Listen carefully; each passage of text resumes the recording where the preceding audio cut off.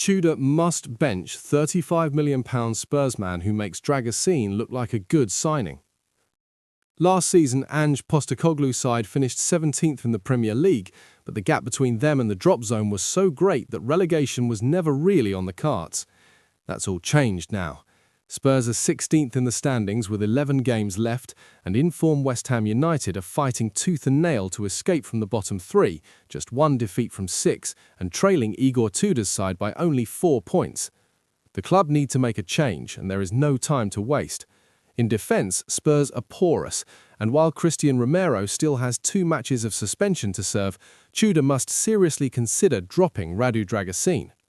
Why Spurs need to part with Radu Dragusin? Dragusin, 24, has suffered in the 2 years he has been at Tottenham.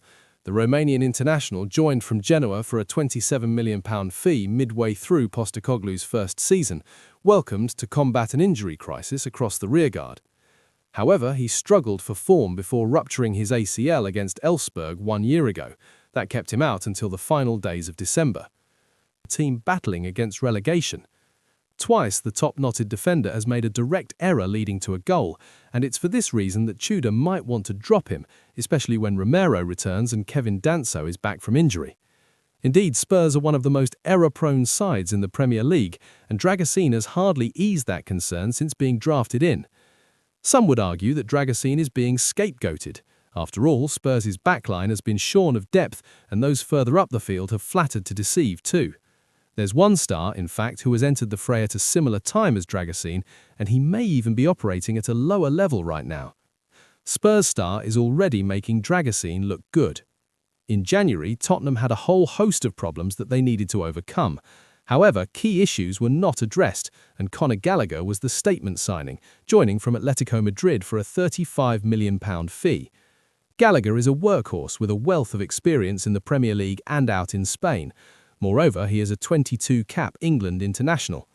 Hailed as being like a machine in midfield by former Chelsea teammate Moises Caicedo, Gallagher has showcased that strength down N17, recovering 4.8 balls per game. However, he's yet to create a big chance, and despite this, has lost the ball 10.5 times per match. A ball recovery is defined by the number of loose balls recovered by a player.